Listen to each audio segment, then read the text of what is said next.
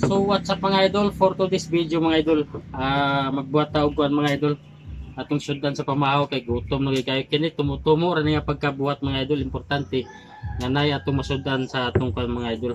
So kini mga idol no, ato ning isagol ang talbo sa kamote ug natay tulo ka buk itlog. So kining itlog tapos napatay suka gamay nga atong ibutang.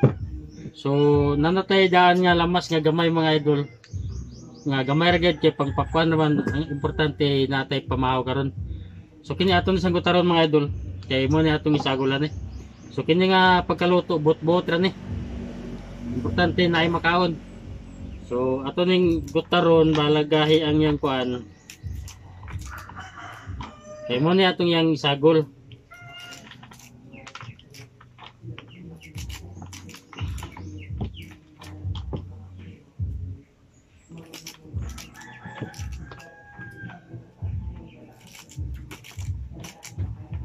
Kaya mo na yung mga sudan sa mga pobre mga idol, kasama na mo mga idol.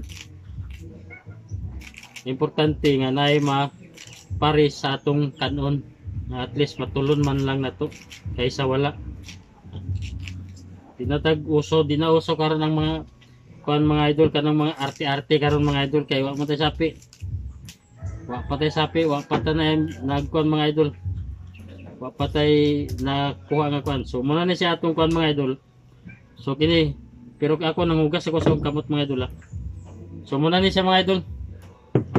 So ang atong pagabuhaton na ni mga idol. Oh! Nag-vlog! Oh, kasut lang. Para online para kay Sado man. So, Nag-vlog! oh, kasut lang. Butaw na patatas ang Sado na. Oh. Go down! Go down!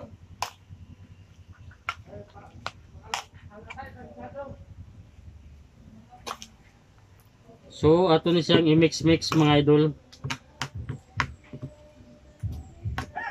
Ayan. Mix-mix na to ni siya.